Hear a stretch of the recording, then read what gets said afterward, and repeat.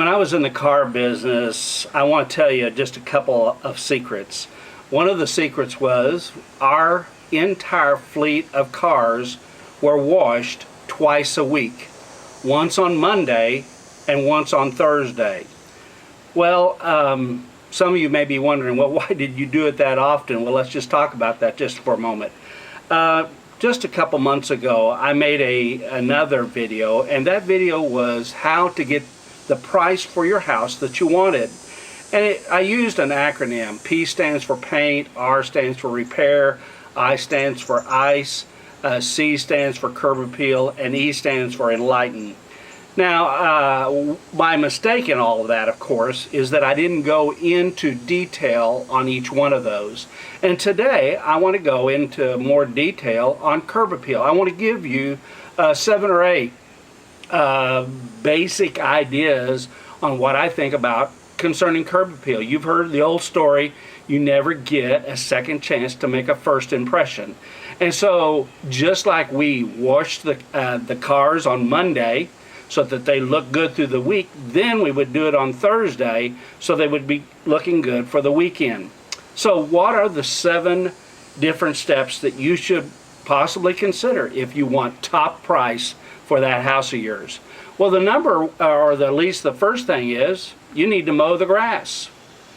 And listen to me carefully.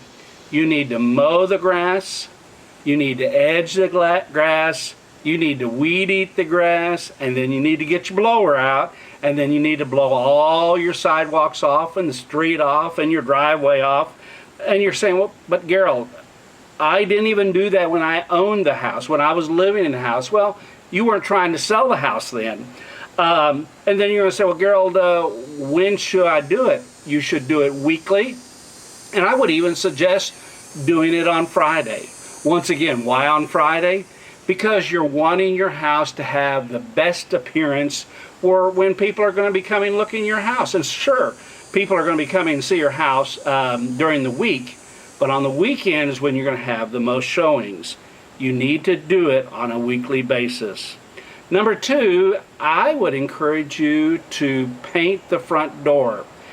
You're going to say, well, Gerald, why just the front door? Well, the typical realtor, when they're showing the house, is going to be fumbling up there trying to open up the Bluetooth key box, and while they do that, your client's going to be looking at that front door. You want that front door to make an excellent impression. Just the other day, I was looking at a front door of a house on the inside, and you could tell that they had had a dog, and I love dogs, but that dog had scratched the inside of the front door.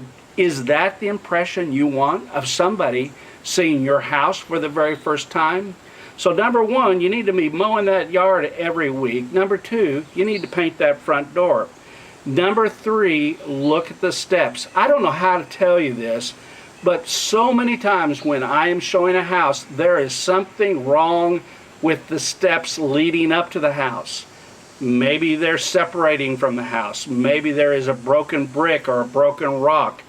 All those kinds of things give a poor first impression when I'm getting ready to show your house. Number 4, clean up the hedges. I know those hedges have grown up. Maybe you need to put some mulch underneath them. They certainly need to be cleaned. They need to be trimmed. They need to look perfect. Next, and this is probably going overboard a little bit, but you need to look at the health of your grass. You know, in the golf course industry, they have these little bottles on the back of the golf carts, and they look like they just have sand in them, but they have sand and seed and fertilizer. So when somebody takes a divot, they can pour that mixture into that hole, and within days and weeks, it looks just like new. Well, look at your yard. Are there blank spots? Are there places that need to be touched up and reseeded? You need to get busy doing that. Get that grass going so you have a perfect looking lawn. Now, this is something I have never heard anybody else say, but it just dawned on me the other day when I was showing a house that really was top notch, and that was the condition of the mailbox. Now, I'm going to say that many people probably don't even think about this. But I believe personally that a lot of times the condition of the mailbox tells the buyer what kind of shape the rest of the house. If they're particular about their mailbox, they're probably particular about the upkeep of their house. And then finally, I would encourage you to, before you put your house on the market, to have it power washed. Now, not just the house, but your walks and the steps. You can't imagine the difference that will make. Just the other day, I had my house power washed, and the deck that had looked so bad, I couldn't believe it. I thought that the paint had gone away. It was just that it needed to be cleaned up. Now, I know this is asking you to do a whole lot. A lot of these things you wouldn't even consider when you were owning the house. But there is a big difference when you're putting your house on the market and you want to sell it for top dollar. Remember these steps, and I believe your house will sell quicker. I'm Gerald Wessels. I'm the team leader with the Wessels Realty team, helping people buy, sell, invest in residential and commercial real estate.